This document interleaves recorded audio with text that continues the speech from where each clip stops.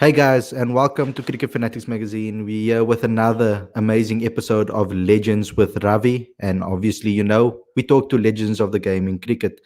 Today, we have a very, very special guest with us. We have Omar Henry, the legendary Omar Henry. So, we really want to get into this conversation as soon as possible and just talk about this. We know that it's been quite a hectic couple of months in Cricket South Africa. We know it's been a hectic couple of months just as fans. So, we want to clear the air, but have something that's nostalgic to listen to, have something that's going to educate us all as fans, and also take us to the next level and really show us how we can move forward. So, without further ado, let me first introduce to you the star of the show,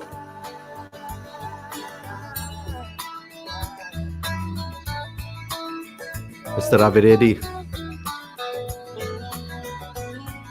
Welcome to the show, Ravi. So, Ravi, You give me don't a cut quick the insight. song there, man. You don't cut the song. That used to be the slow dancing song of the 90s, man. I Ask your wanted you to parents. give me a quick intro into what that song is about. Why did you pick that song for this week? I love Crowded House. It's a pity. It's a pity. I was never in the country when they used to tour, but they got a fantastic album. I used to listen to it quite extensively in the mid 90s, and they're a superb brand. Really, I love all of the songs. They pretty much wrote most of them, and that is probably my favorite song of theirs. And how I got hooked on them is that one of my colleagues that I used to work with, we used to share iTunes and stuff in the office, Okay. and she had the full list of songs, and I got completely hooked on the entire album. This song was definitely something I used to listen to back in the day, but the whole album I eventually downloaded, and I used to listen to that on the Yeah. way to work every day. Yeah, you shouldn't let your wife hear that it's a girl that you think about when you listen to this song, eh? This was like 2008, long time ago, before she was even in the equation, bro. Like, well, I was Yeah. quite the ladies' man in my time. Obviously I've retired. But anyways, we'll Okay. do the Valentine special some other time. So we know that the first 2-3 minutes of the show is when you educate me a little bit and about our guest. So over to you. Before we bring him onto the show, just give me something that really stood out to you about his career that made you want to really get hold of him and interview him. No, absolutely. So, what really caught my attention in recent times is that Omar Henry, who's our guest on the show tonight, former Protea, one of the first people of color, in fact, the very first person of color to represent the country since readmission. And he was quite vocal very recently about the many issues and challenges that Cricket South Africa is facing at the moment. And I happened to catch his interview on SABC. A friend of the show, Craig Murray, was kind enough to inform me about that interview, and I watched it just to get an understanding of what his inputs were. And I thought to myself, it wouldn't be Cricket Fanatics if we don't have him on the Mm, show to share his of course. views and, of course, go down memory lane with regards to his career as well. Yeah, because I mean, I've always heard about him with whenever journalists talk about cricket and about legends of the game, his name always comes up. So I think this is going to be for me, a boy that was born in the 90s, something that is going to be really educational for me. So I'm really looking forward to it. And to all the guys that are watching, I think this is going to be an epic thing. So And let's do it. and those are the fans. Those are some of the fans that happen to be my age as well. They'd remember in '92 when we heard that there was a player of color in the Proteas team. That was like, if the internet existed that time, it would pretty much be Blown broken up. at that Yeah. news. It would have blown up all over social media, and of course, those things didn't exist at the time. But it was a big deal. It was a massive deal, and I think it served as a nice precursor for Paul Adams to enter into the fold 3 years down the line. Mm. Yeah, but I remember, like, there was a big talking point. It was all over the newspapers as well, especially considering he had international experience playing with Scotland as well, which we'll delve into tonight. Okay, that's awesome. So that's our cue. Let's bring him onto the show. I'm really excited about this. Evening, Omar. Welcome Good to the show. evening. Thank you. Thank you. Good evening, Really Omar. appreciate How's it. it going? Thanks, mate. Awesome, awesome. And how things going on that side of the world? Are you still in Stellenbosch, Boland side? I moved out of Stellenbosch about 4 or 5 years ago. I'm living in the Strand now. All my children is out of the house, so it's just me and the wife Okay. under lockdown. Oh. Oh. Living the life right by Living the the beach. life, Right on the beach, yeah. Awesome, awesome. And as a bit of an icebreaker, I wanted to ask you, um, we at Cricket Fanatics pride ourselves on watching excellent football. We are a Man United channel by default, or sort of in disguise. Which club do you support, sir? My first ever soccer game in the UK, Premier League, was at Old Trafford Oh, in the chairman's box. Awesome. That's So that incredible. stuck Was with me. that after Fergie arrived on the scene at the time? No, it was well before him. When Edwards was still the chairman. Oh goodness, that's a long time ago. So that was what, 80? No, yeah, 78. I went over 70, 79, 70. No, 77, 78. sure. Wow. That must have been an incredible experience for you. Well, That must have it been was. crazy. That must have been insane. I mean, it was really.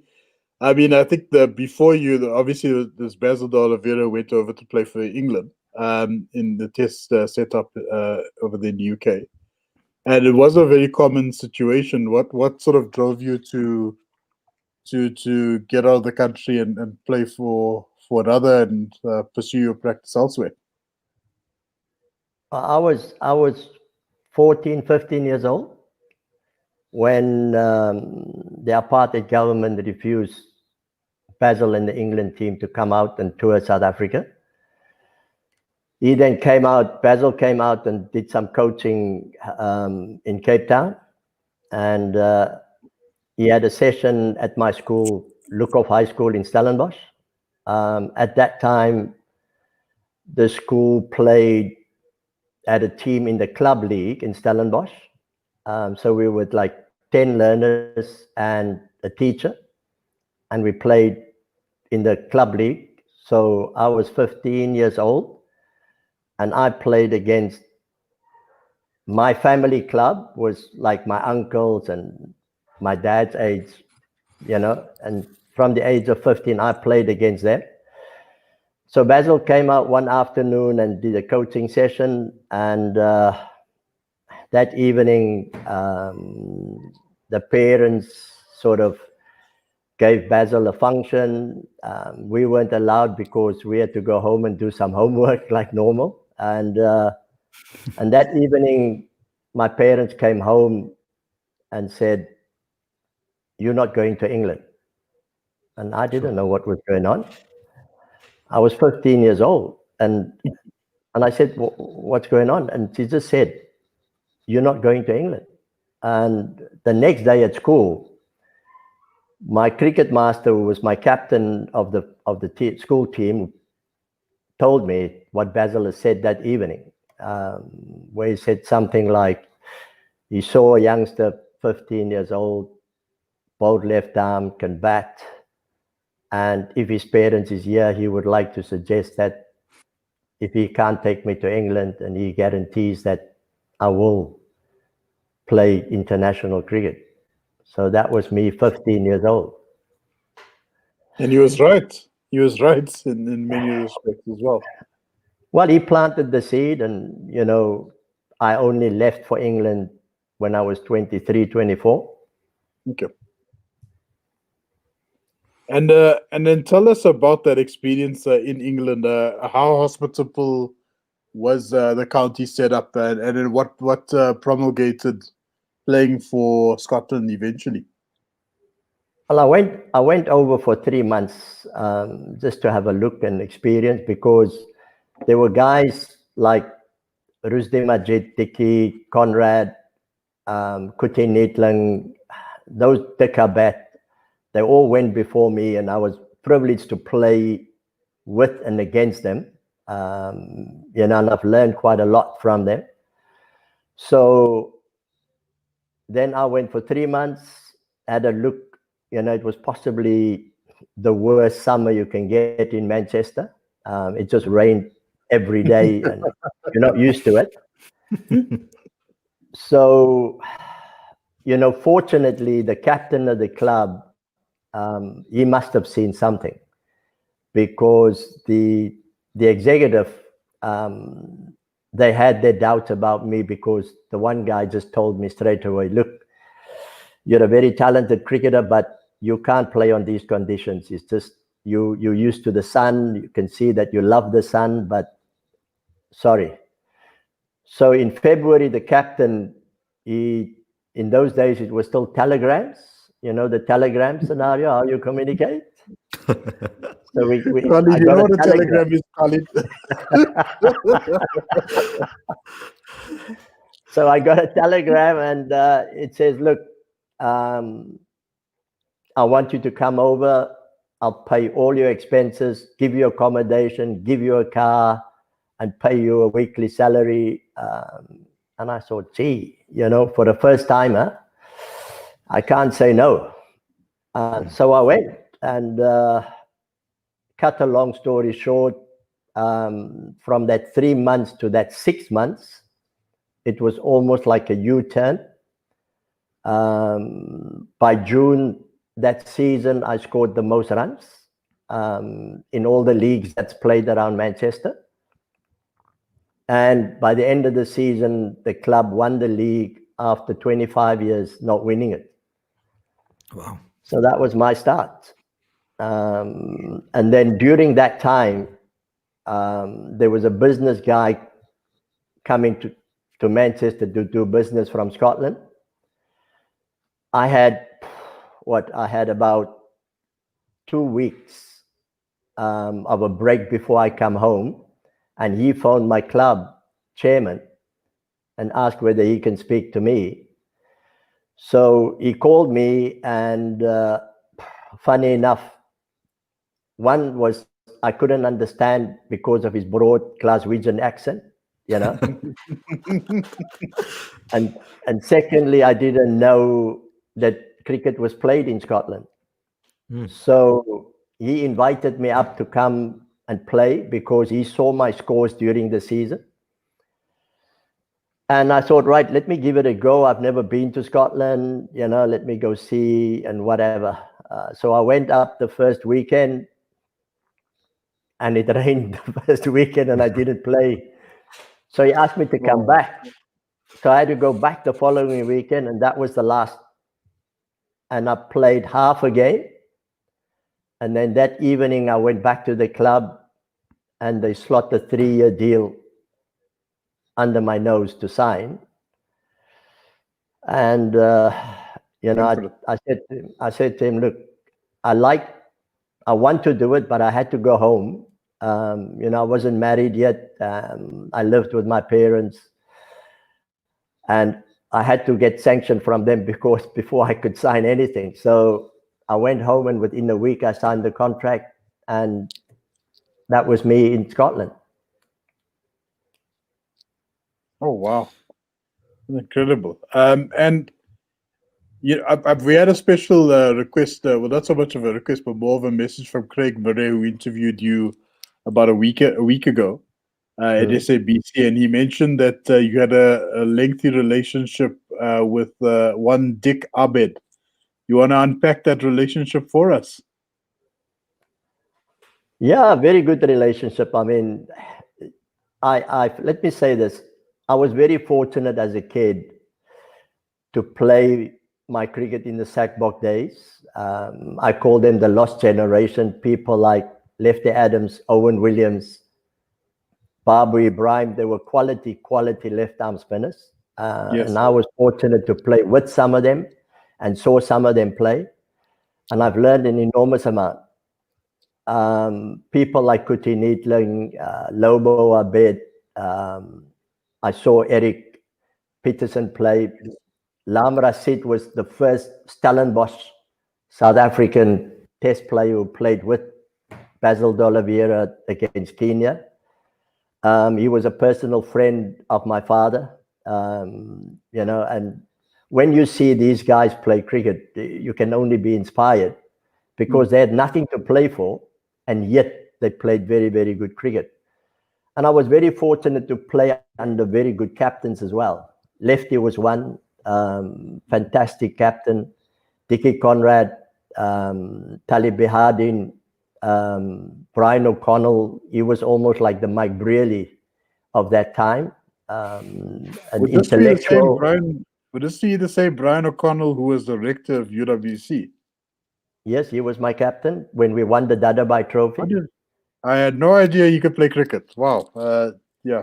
He was a brilliant captain. Dick Abed was a shrewd captain, a quality cricketer. He was a class all-rounder, very good all-rounder.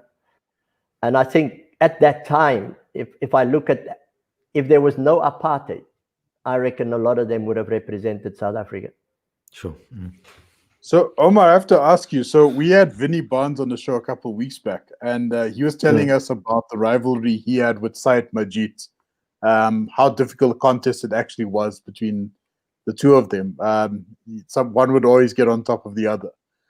Were there any sort of those battles you experienced, especially in your Sakbok days?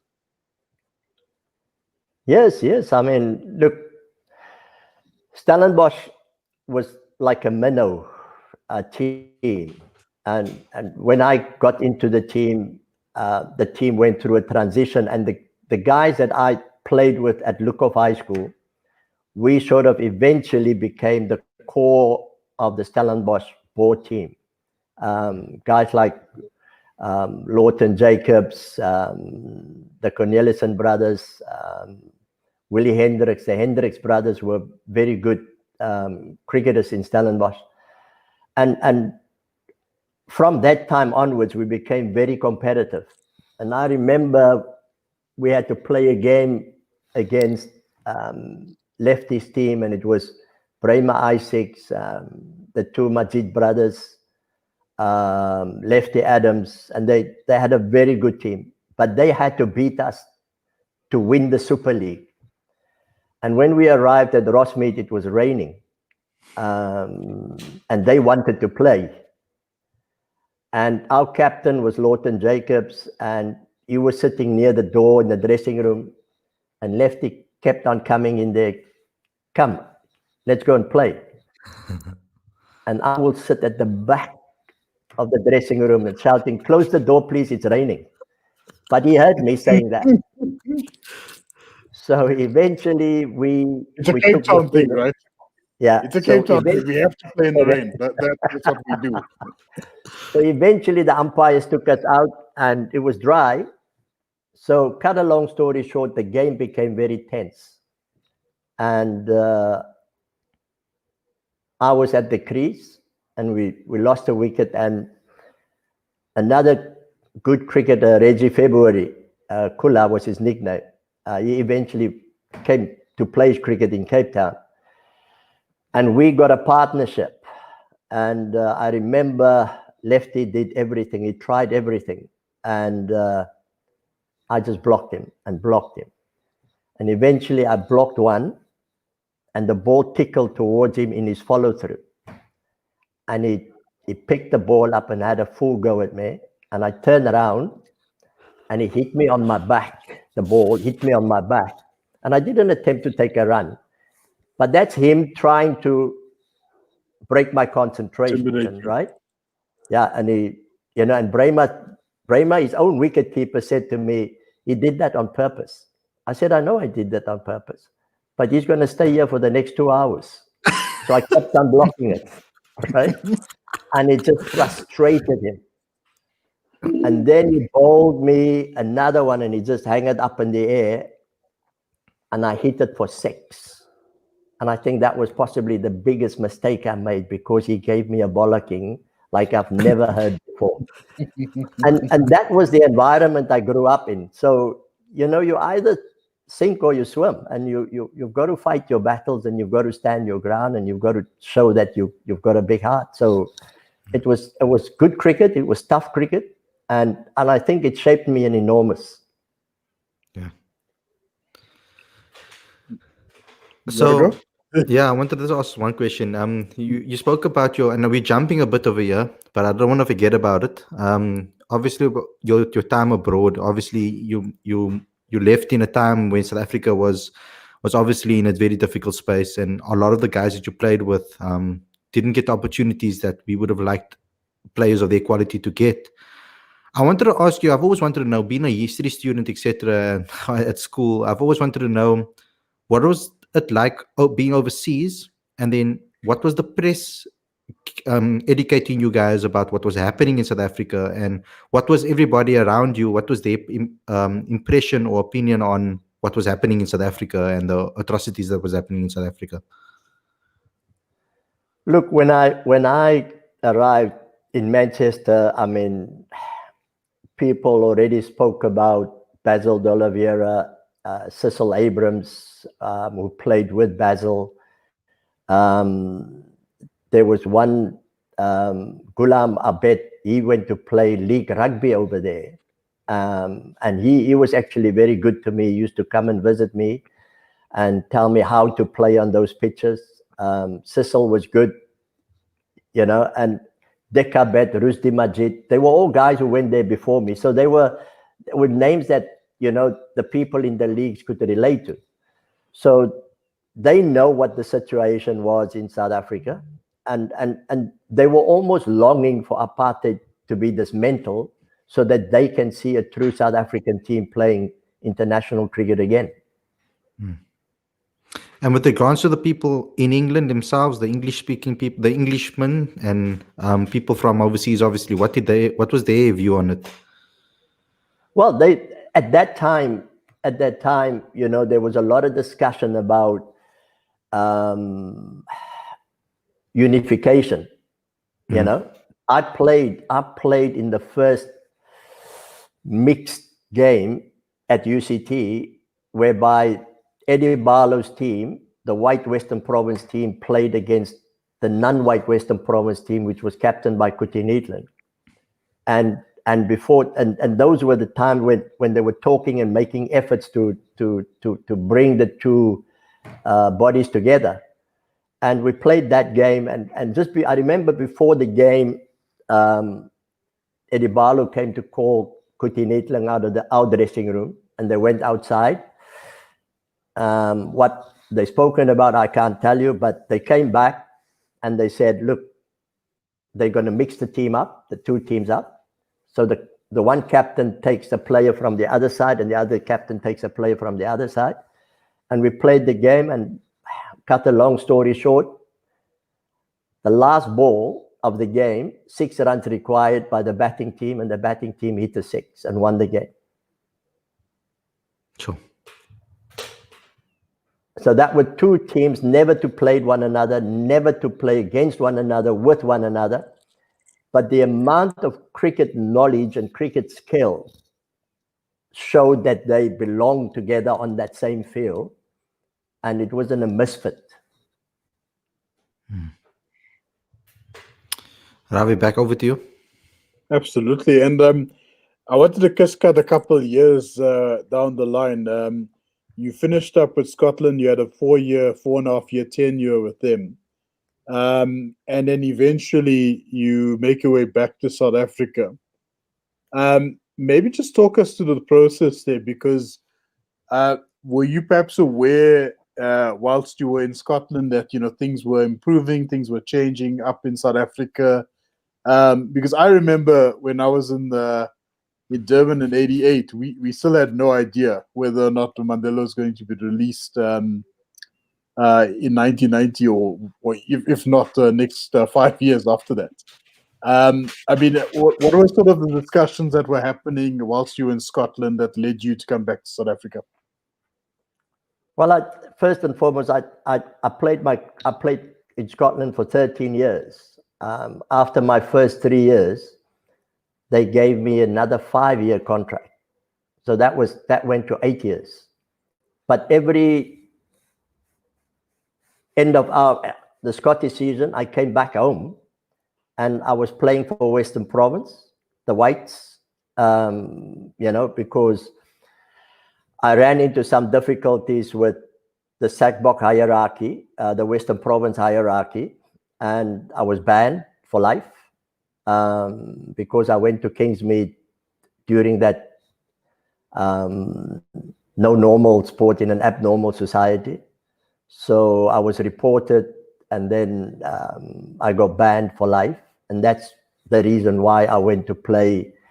I went over to play for Greenpoint and then Cricket Club, and then I went up. I was picked for Western Province. So I played under. I first played under Eddie Barlow, then under Hilton Ackerman. And my last season with Western Province, when we won the Currie Cup and the Nissan Shield, Peter Kirsten was my captain. And after that, I left. So I had contact all the time. After Western Province, I went back, like basically came home to play for Boland because I always wanted to come home. I've never played any first-class cricket in Stellenbosch. So that was my first time I played. And I was there for 4 years, and we won two of those 4 years, we won the Castle Bowl. And after that, I went to Free State to play under Hansie Cronje and Alan Donald my last 4 years. So I had a contact with South Africa all the time. I was well aware of the changes that's going on. Yeah. Okay, because I promise you when I was researching, and guys, I do research before I go onto the show. There was like a bit of a sort of a gray area with your Scottish record per se. Yeah. It said you had 454 first-class wickets, which I presume the bulk came from that tenure. Now, talk us through South Africa. 91, Clive Rice is leading the team. They go over to India. They play an inaugural one-day international. Talk us through the year afterwards, because that's when you made your official debut for South Africa. What is the process like having been allowed to, it sounded like they allowed you to play competitively within South Africa, which made you eligible for selection. Would you kindly share with the fans, what the process was like? What was the team set up? What was the dynamics like in the team, especially being a person of color in a predominantly white team? Well, for me, I mean, let me first establish, international cricket was never in my mind. All I wanted was to play professional cricket. And I enjoyed my time in Scotland as a professional cricketer. I enjoyed my time in South Africa as a professional cricketer. I had a lot of success. I played with very successful teams where we won trophies and some very good cricketers. In my Sackbock days, also very good cricketers, successful. So I learned an enormous amount of what a successful team is all about and what you as a player needs to contribute in terms of performances, in terms of behavior, everything. So that journey sort of educated me and made me aware of what it takes to be successful as a player and as a team. So when that team left for India, I was still in Scotland. And I remember that BBC Scotland, the radio interviewed me and asked me, what do I think? And at that time, the South African cricket, domestic cricket, was very, very strong on the white side. I mean, you look at all those players, Ricey, Cook, Kirsten, Garth LaRue, all those guys, they were good cricketers. And, I looked at them and I sort of watched that team selected. And what was that? That was now 91 and 92, right? Mm-hmm. And I was playing for Free State at the time. And you can go look, I possibly played my best cricket over those 2 seasons of my entire career. And that was a great Free State team as well, to boost as well. And I looked at that team and I thought, you know what? I reckon I've got a chance here. Even at the age of 40, I was going to turn 40 in January of that year. I have got a chance. But my kids, some of my kids were born in Scotland. Some of my kids were born in Cape Town. And I own property in Scotland.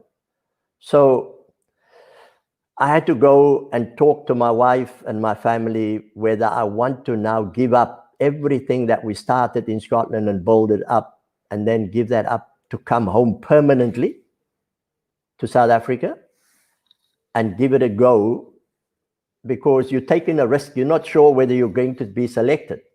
But all I knew was I was playing my best cricket. So eventually I convinced my wife, and we packed up and came home. And I just carried on from the previous season and really played well. And I remember we played, Peter Kirsten was playing for Border, and we played a one-day game against them, and we beat them.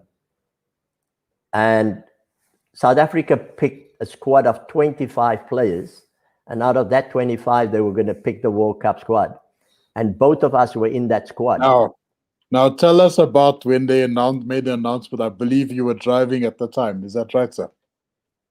Well, I was coming home from Scotland. I mean, from Free State, because I was playing 6 months in Free State, and then I come home for 2 weeks to Stellenbosch, and then I go to Scotland. So I was coming home. I still had one more season in Scotland on my contract. So if I got selected to the World Cup, I must still go back to Scotland, right? So I was driving home with my kids and all my luggage and everything from Free State. And they were going to announce the team around about lunchtime. And I was in the middle of nowhere. And I had to listen to the radio in my vehicle. And you can't pick it up properly. And me and my wife were struggling getting the right station. So eventually we stopped. And we can hear now. Now they start in alphabetical order. So, you're waiting for H to come up, And when they got to H, everything was quiet in the vehicle. And when my name was mentioned, everybody, my children, my wife, they were all over me and screaming. And I think the people, we stopped near a shopping center. And I think the people thought there was something wrong in the bucky there, Hijacking. There must be a hijacking happening here. Absolutely. So you can imagine it, and it was a CL number plate as well. So you can imagine what it was like. So, but I mean, it was just emotions all over the place. So yeah, and then I couldn't wait to get home. I just wanted to get home and share that with my broader family. No, absolutely. Yeah. And talk us through your time in the World Cup squad. Obviously, for the younger fans that might not be aware, the World Cup in 1992 took place in Australia and New Zealand, and I believe you played in the Basin Reserve, if memory serves. Talk us through that experience, eventually representing your country at a World Cup tournament. Well, I mean, look, when they selected that team, now you can remember, I mean, the amount of experience in that team was enormous. Kepler, the captain, played for Australia before that, in so many test matches and one-day cricket. Peter Kirsten played for Derbyshire. There was a lot of players who played overseas like myself, and they had over 100 first-class games in South Africa. So that's a lot of experience that you have in your team. The youngsters was, what's his name? Angie Cronje, John T. Rhodes, Richard Snell, they were the younger guys in the team. Faik and Yasin Beg went they played in some warm-up games, but they weren't selected to play in the actual World Cup. So they were with us. And then, we as a team, we felt that the rest of the cricket world didn't know much about us as a team. And therefore, we could be an outsider that could make a difference, that could make an impact. And that's why we approached it, So there was a lot of excitement. There was a lot of anxiety. There was a lot of nervous. I may be mistaken, but I think Mark Greatbatch gave you guys a very hard time in that match. I was 9 years old and I was watching the game, and he was hitting everybody. Well, that game actually brought some very, very bad memories for me, because that was the second game of the World Cup. No, our second game of the World Cup. We played Australia in Sydney, and we beat Australia. That was, Alan Donald was bowling magnificently that evening, right? Yeah, unbelievably. And he got a wicket off the first ball. You remember that? He got it was a golden. Correct. I think he got who was it? Was it Boone? Boone was opening, I think. No. It was the two kids' father, the two brothers that play for Australia now. Marsh. The one is Marsh. Nicked off. Right? Yeah, it was clear. And the umpire didn't want to give him out. The umpire didn't want to give him out. And he apologized later. We really played very good cricket and we beat them. So Australia had to fly to New Zealand, and we stayed in Australia before we were going to fly 2 days later to New Zealand. So we watched the Australian game in New Zealand. And must have been half our team was in a room and watching this game. And I looked at it, and Deepak Patel opened the bowling, and it was turning square. Now, on my own research that I did about the Australian conditions at the time, I sort of worked out I'm possibly going to play 2 games at the most where the pitches was going to suit me, right? So when I saw that pitch, I knew there was going to be my first game, right? So we arrived in New Zealand and we practiced, and I bowled on the practice pitches, and our guys just couldn't play me. It was just turning square. So now I'm confident that I'm going to be in the team, right? So the night before, team meeting, and the team get read out, and my name never appeared. Sure. And I'm sitting there and I thought, what are we doing? This is the time to bring you on. So after the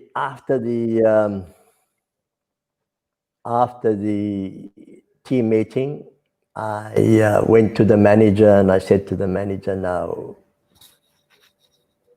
I know you weren't part of the team selection, but just on the basis of what we saw the pitch, and you could see it was gonna be a slow minefield, right? And I said to him, look, all I want is just give me a reason. Give me a cricketing reason why, So he said to me, look, I will let you know. So in any case, the game took place.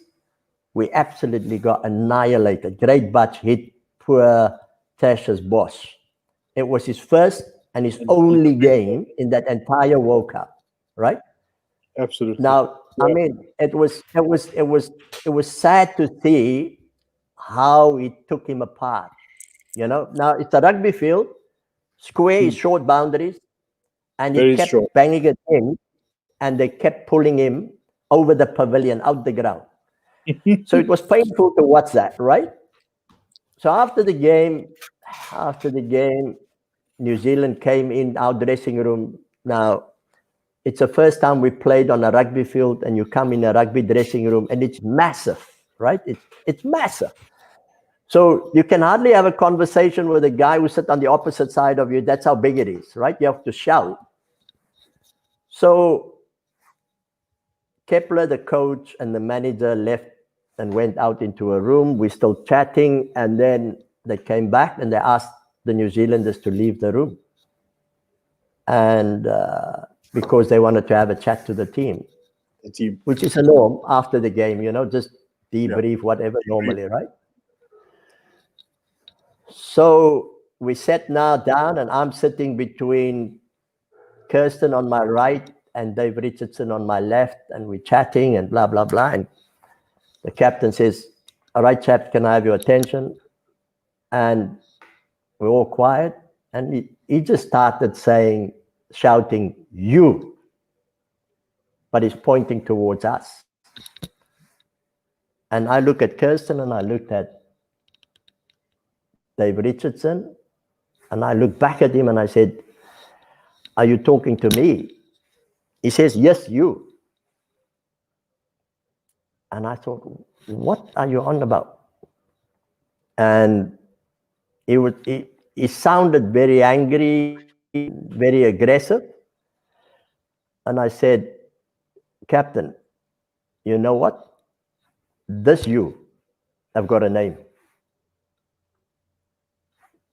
And if you are not respectful to me, I'm sorry to say, I've got no respect for you. And I don't know what you want to say to me." So as I say that, he said to me, "Can you see you've got an attitude problem?" And I said, no. You're making a big mistake. You're making a huge mistake if you think I've got an attitude problem. So the two of us had a tiff in the dressing room, and they had to stop it because it could have ended up much more serious than that. So that game was sort of not very good memories for me, because the two of us were at loggerheads for most of that trip. And at one stage, before I played my first game against Sri Lanka, I wanted to come home. I didn't want to stay. My wife was pregnant, and I wasn't enjoying it. I wasn't enjoying his captaincy. I wasn't enjoying his behavior. While I got on with all the rest of the guys, they were fantastic. They supported me 120%, but I mean, he will possibly go down in my book as the worst captain I've ever played under. Wow. And would you say that that sort of behavior was very common in that squad at the time? Was it just exclusively Kepler Wessels, or were there other individuals that were complicit in that sort of treatment? No. Only him. He was. Look, whether there was a rumor when I got selected that he wanted Tim Shaw, all right? But if you go and you look at Tim Shaw's record, that 91 and 92 seasons, Tim Shaw was nowhere near me. Right? They had a good team, right? Right. But even on the field, when Free State played Eastern Province, right? We were at loggerheads, myself and him. I remember a game we played in Bloom, where they had a 70-odd for 5. And Baptiste was bowling superbly. And they had a very, very good bowling attack. Schultz, and they had a really good bowling attack with Tim Shaw. I think Pringle was playing at the time, isn't it? Pringle played for Western Province at the time. Province. Okay. Yeah. So I came in, and he must have, because he stood in the slips, and he must have showed the bowlers to bounce me, right? And I never got for about 15 minutes of batting, my first 15 minutes of batting, I never got one ball in my own half, not one, right? So everything was just short and bouncing me. So I was batting with, I think it was Gerardus Liebenberg, and I said to Gerardus, right, you the batsman, you take Baptiste, I will take the guys who bowl short, I can handle them, and we don't run any ones, we only run twos, and we only hit boundaries. So you stay down that end and I stay this end, right? For the next half an hour or so. So eventually, Gerardus forgot what I told him. And then I had to chase him back because he wanted to run a 3, right? So I chased him back. And then Kepler saw what's going on. So Kepler was chirping me big time, right? So I just decided, right, it's now time to climb in. And I climbed in and I got 75. Sure. And we got a decent score on the board. And every time I hit a boundary, I will show him my bat handle, right? And he didn't like that at all. So there wasn't a very good relationship between the two of us. And I think he had that opportunity to really make me feel begging him for a game. And I just decided after several attempts to talk to him about why. He couldn't give me an answer, and I just decided, look, it's better for me to go home, you know? Yeah. Was it the consensus there that was it the consensus there that the captain had a lot of control in the dressing room on who gets selected, etc.? He was the man. That was Kepler. You know, it's the highway or his way. You know, if you don't give his way, then off you go. And so for me, you know, I just wanted the cricket reason, and my nature was always to ask why. You know, why are we doing that? Why do you want to do the bowling changes, whatever the case is? And for him, you know, you don't ask questions. So that was it. But having said that, I enjoyed the World Cup. It was a great experience. It was something that I never had it in my dreams, never had it in my plans. And it was the cherry on top of a cricket career, basically. Can I ask you a question over there about that? Did you feel that maybe someone like Faik Davids was very unlucky not to be able to get an opportunity? Because he spoke to me about that period where he was told basically that he wasn't going to play a game before he even got onto the plane. Can you maybe give me some insight into that? Look, I played against Faik for Free State. He played for Western Province. He played a game against me in Bloemfontein. And I knew who he was. He knew who I was. We never played against one another. I was staying in Bloem. And that weekend, my wife and my kids came down to Stellenbosch. So I was alone at home. So I invited him to come and have a chat and have something to bite at my house. And I wanted to get him to know him better. And we chatted. I knew about his rugby and his cricket and whatever the case is. So, you know, we spoke about it, and, you know, he was telling me what went on at Western Province, etc., etc. And it wasn't very good stories that I heard at the time either. So, to be honest, my advice to him was, if you wanted to pursue a cricket career, right? Because they were talking about taking 2 players of color with, but they're not going to play like they did to go to India with Yasin Beg and those, I mean, Hussein Manak and those guys, right? I was very much against that. You know, if you take the player, you take the player and he plays. Yes. He's either part of the team or he's not part of the team. Exactly. So I sort of said to him, why don't you know, it's just that unification. When the World Cup team goes away, there's going to be some Western Province players in that World Cup team. Why don't you stay and play for Western Province regularly and cement yourself a place in that team? Because the other guys are not there, right?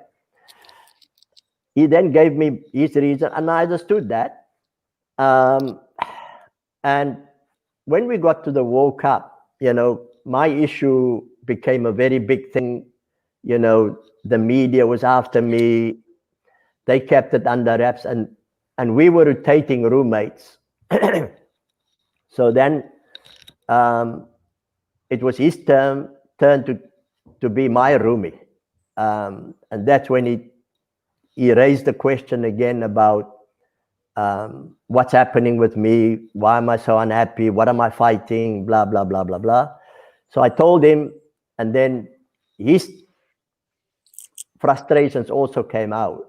And I remember playing a warm-up game with him in Hobart on a very slow wicket, and he bowled this little medium pace, but it was very accurate, and he was hitting the seam, difficult to score from, right? Ideal, and he was a good fielder, and he can bat.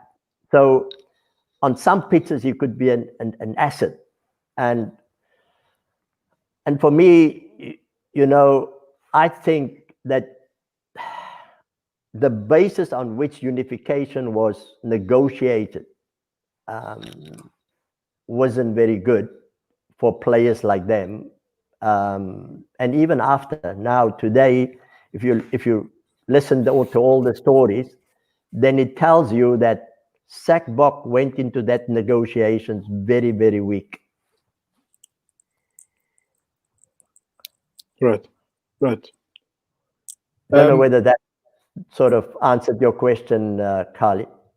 Yeah, no, because there's a lot of obviously there's a lot of talk about when you hear about the legends of the game, the Saich Majids and the Lefty Adamses, and you hear about the Faik Davids and all of them. There's a consensus that I hear a lot is that those players, there's a lot of those players that were better than the players that were in that side, and obviously didn't get the opportunities for certain reasons. Mm-hmm. So I just wanted to, with you having had the opportunities to play with both sides of the, obviously both sides of the coin, your assessment of the levels of cricket and how unfair it actually was. Well, you can basically take me as an example because I played on both sides, right? Yeah. I was brought up on the worst end, but then ended up playing for South Africa. And I reckon that if I look at my entire career, how I progressed and how I improved and the successful teams that I played in and what I contributed, then it tells you that if those guys, and some of them were far better than me, I'm honest when I say that, they would have played for South Africa. They would have, no doubt about it. They would have played for South Africa. So for me, that is the sad part of the whole thing. And currently there's an enormous amount of learning that needs to be taken place on and off the field, from a playing perspective and from an administrative perspective, from a board member perspective, on how to deal with a South Africa which is very unique in the cricket world. No, absolutely. Khalid, do you want to, sorry, just on that note, you want to share the comments? I've noticed a few questions and comments come through from a couple of familiar faces and names to you, Omar. I see Dave Govinji also made an appearance in a comments trail here. That's right. Just put it up there, Khalid, when you have a chance. Cool. So I'm going to start with Anuj and then say, it would be great to know about the first test win since readmission against India in Port Elizabeth as well, he says. That was an awesome Indian team. That team blows my mind, but I'll leave it to Obar to tell the story. Also, something happened in that test match. I remember we couldn't play Kumble. Kumble was, we didn't know how to play him, right? And right. I think by the time I got in, he either had 4 or 5 wickets. And I watched him bowl, and they had silly point and short leg and a slip. Now, I tell you what, as a spinner, I know what these guys, why you put those guys there in front of the batsman, right? And I watched Kumble bowl, and I didn't see much turn, but it will go on, straight on, and it's kids. They bowls it very quick. And then the wrong one will just go slightly away. So you just got to watch him very carefully, right? So I went in, and most of our guys either got nicked off or LBW or caught silly point or bat pad. Yep. So I went in and I thought, look, when he bowls it quick, I will just play with the bat. I won't go with my pad near the ball. And if he throws it up, I will just go down the wicket if I have to use my feet and hit him towards the side screen, right? So that's what I did. And then I lost a wicket, and then another batsman came in and he walked straight to me and he said, the captain says, if you're going to bat like a cowboy, you'll never play for South Africa again. All right? Yes. So, did he reserves? so I carried on, and I carried on playing the way I did. And then he lost his wicket and he went off. So I said to this batsman that went out, I said, you brought me a message from the captain. I've got a message for the captain. Seeing that you're the post boy, I might as well make you a post boy as well. So I gave him a message to give to the captain. GCM. Did I get a bollocking after that? Who is the player from there? No, I'm not going to mention the player.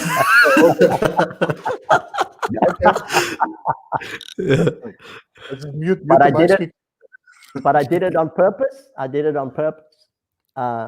And I wanted him to throw his toys out of the cot in the dressing room, and because by that time we were in loggerheads.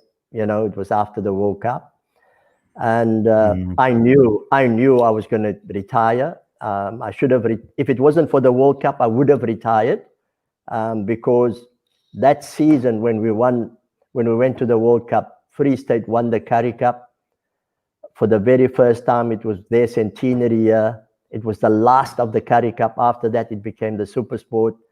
So for me, it was the ultimate time to retire. I played my best cricket, to walk away and say thank you very much. So those three test matches I played was even an extra bonus to me. And I knew I was at loggerheads with Kepler, so it wasn't even going to matter anymore to me. You never ever had a chance to speak after that? Have you ever had a chance to actually speak to him since, recently? Yeah. We commentated together for Supersport, and then by that time it was no secret that to the colleagues that we commentated with that we were at loggerheads, and they used to throw something in there when we commentate to make us flare up again. But look, I was matured enough to deal with it and tell him where I come from and what I think, and no ill feelings, and we just get on with the job, and that's it. So there is one from Dave Governji. We just mentioned some players. He said some great SACP players mentioned that don't often come up in any discussions. Brian O'Connell, superb captain. Lawton Jacobs, Willie Hendricks, Kuti Neethling, Premi Isaacs, and Lefty Adams. Well, even Devdas Governji is a character. He was fantastic. No, he's a good guy.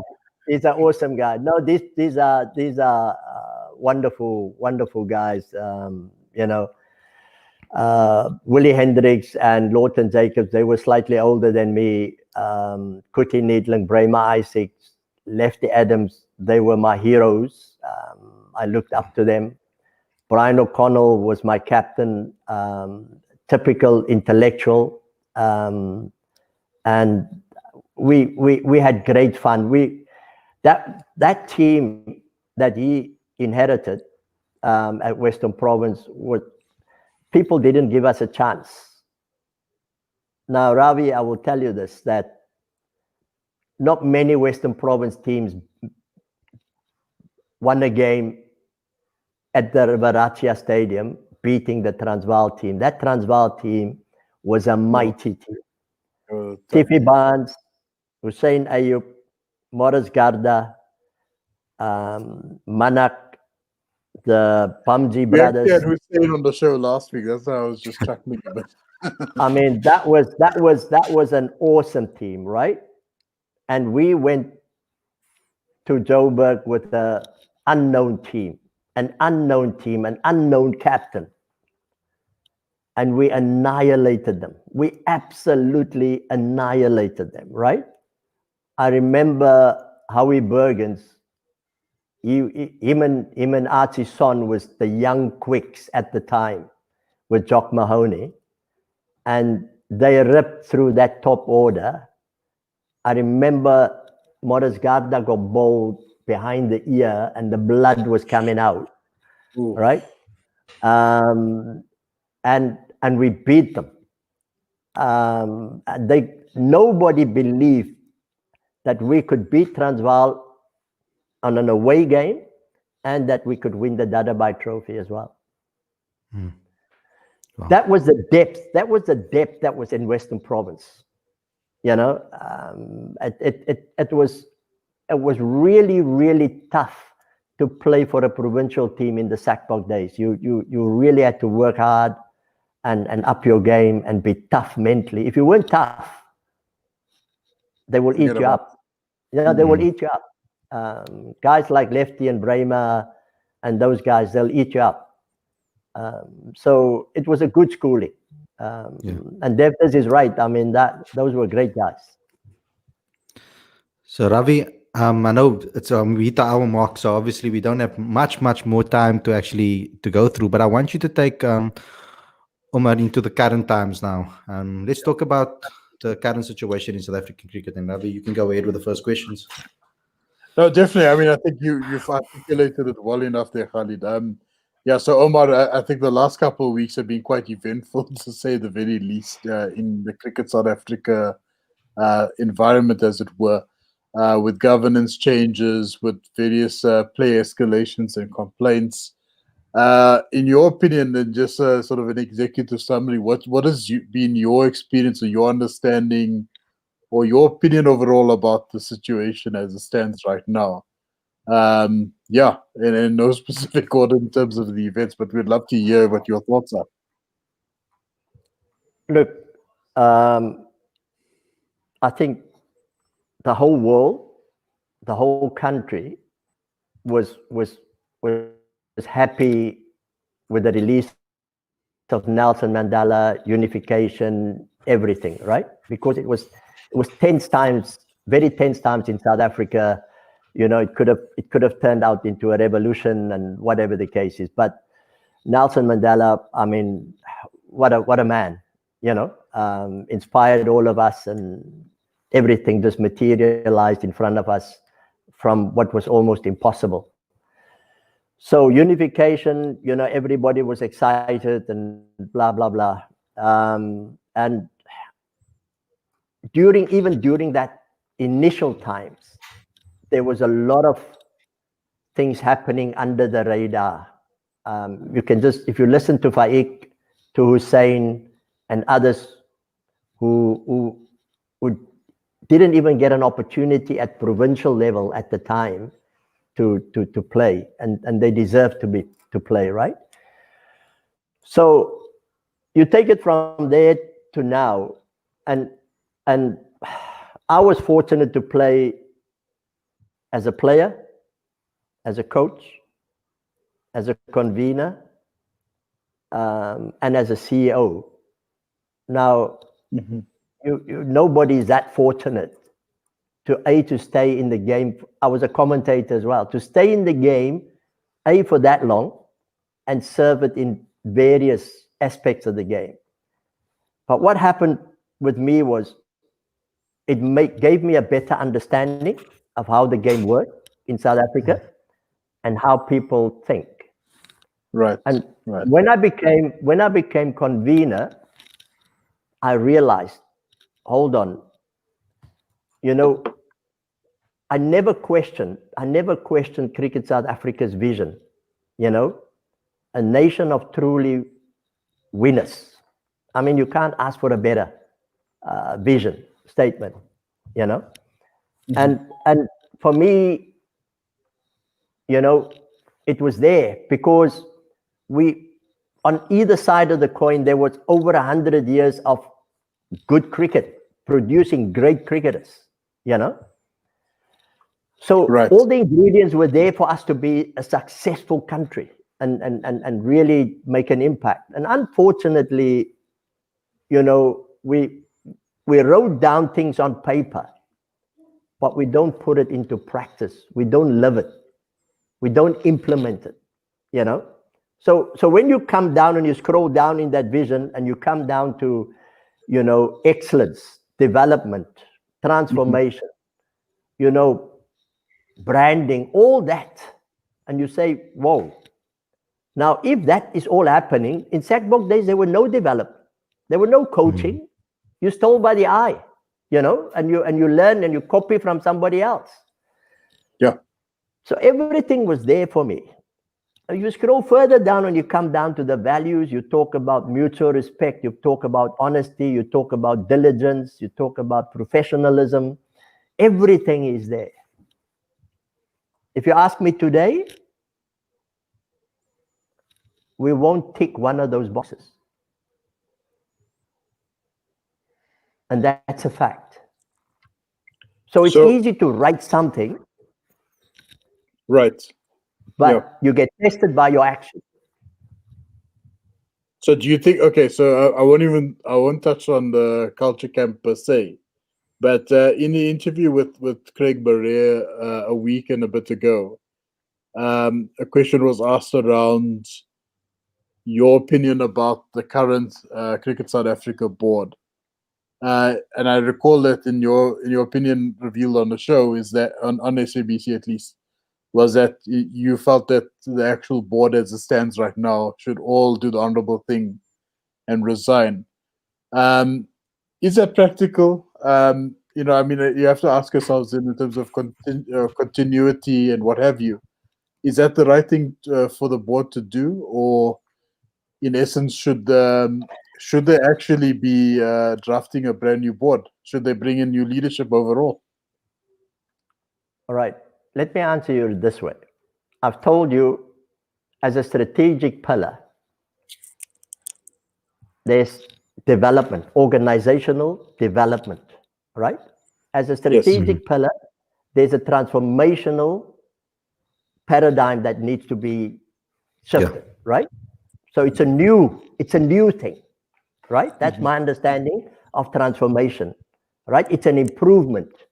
It's better. Yes. Okay? So just from those two, okay? Now, when you look at development on the field, player-wise, coach-wise, all right?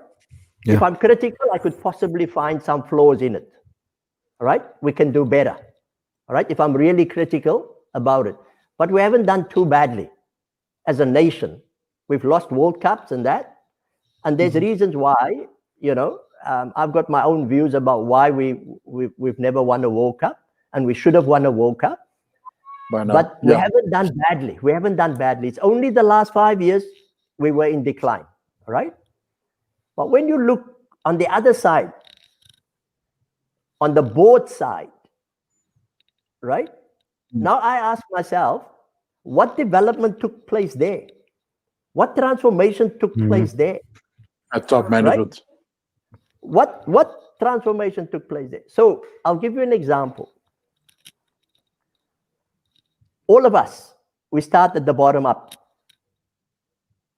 You learn your cricket from club cricket, junior cricket, then you go to provincial cricket. The same with a board member. The same with the president. He goes up and he climbs up the ladder, right? And when he comes up there, something changed.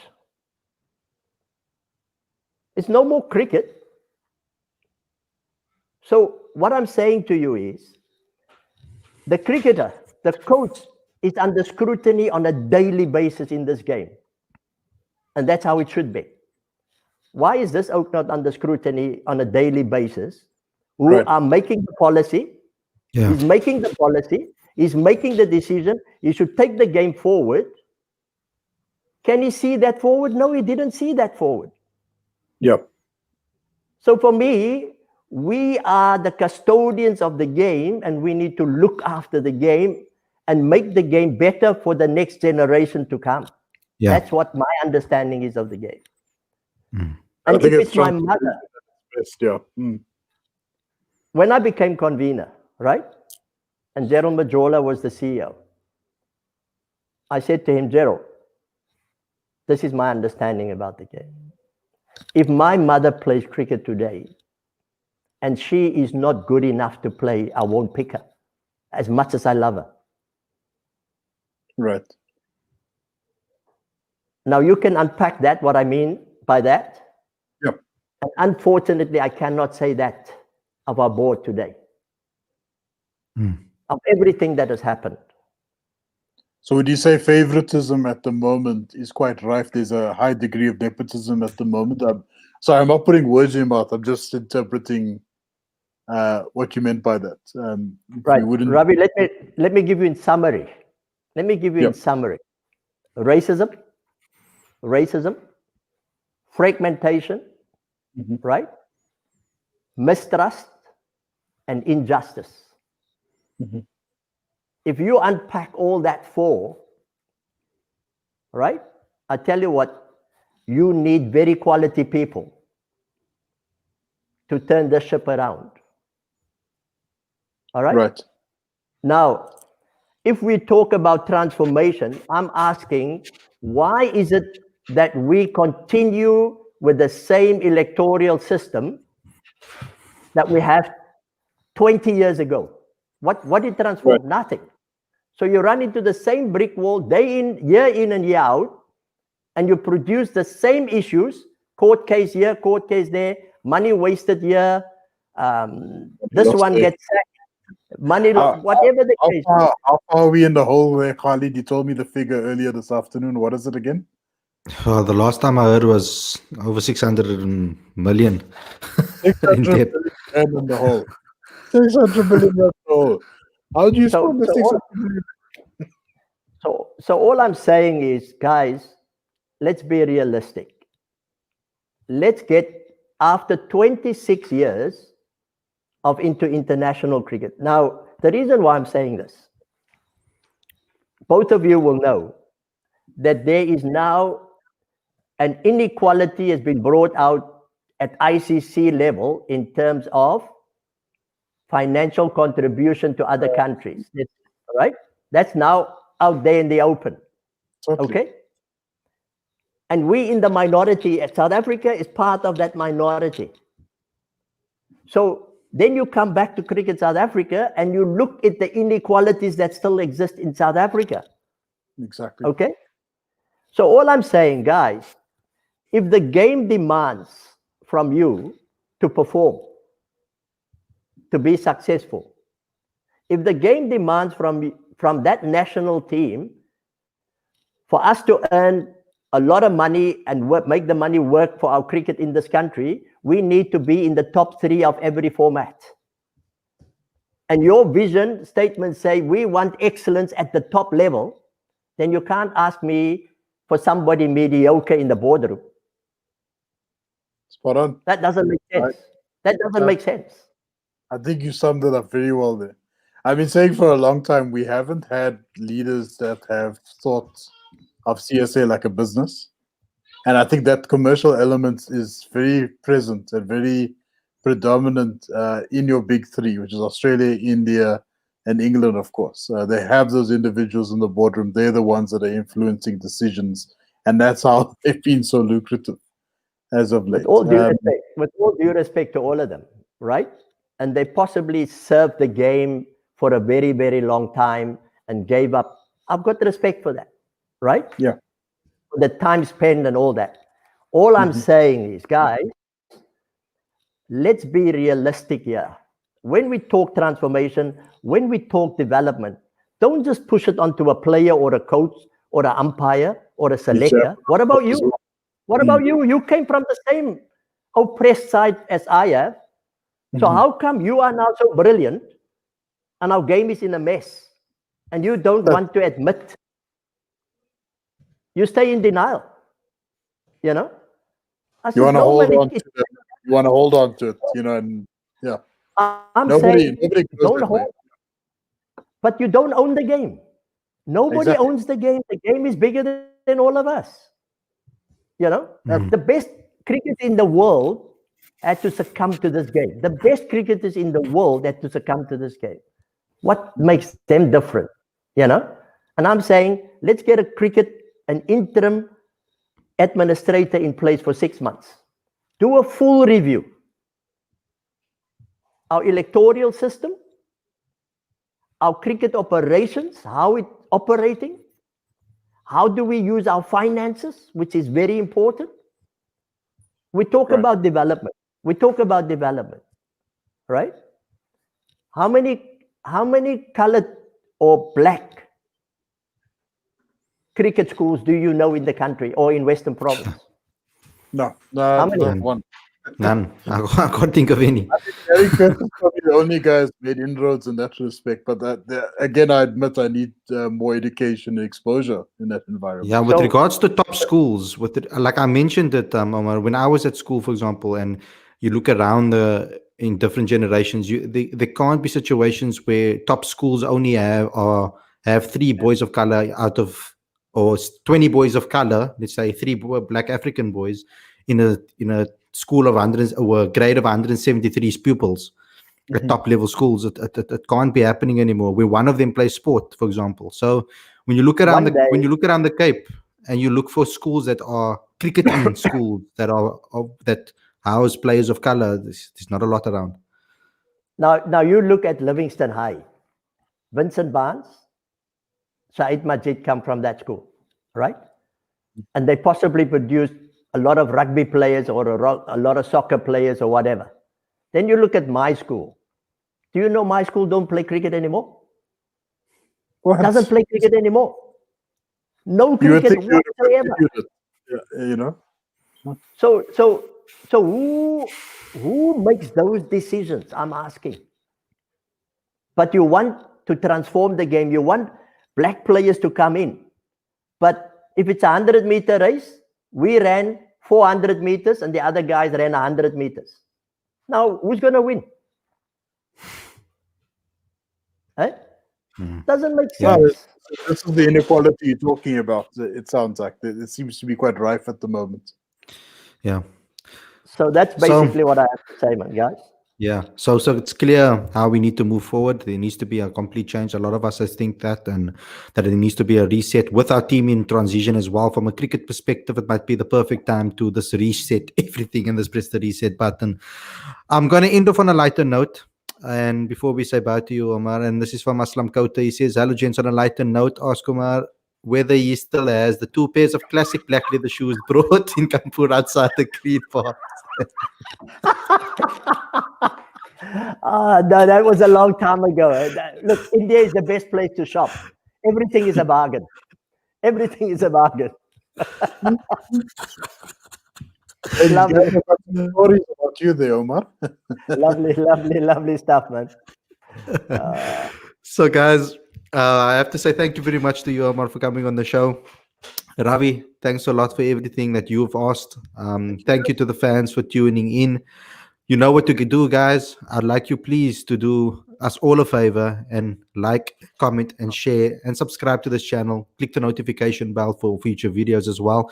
We want this word to be spread, the story to be spread, because it's very motivational for the next generation to also hear these stories. Please, guys, also check out our latest issue of the magazine. So download our last 2 issues. We're bringing out the latest issue very soon at the end of this month. So stay tuned for that. So subscribe. All we need is your email address and you'll get it delivered straight to your inbox. Thanks a lot, guys, for watching. And I will see you guys very, very, very soon. Thank you, guys. Thanks a lot, Thanks a lot, Omar.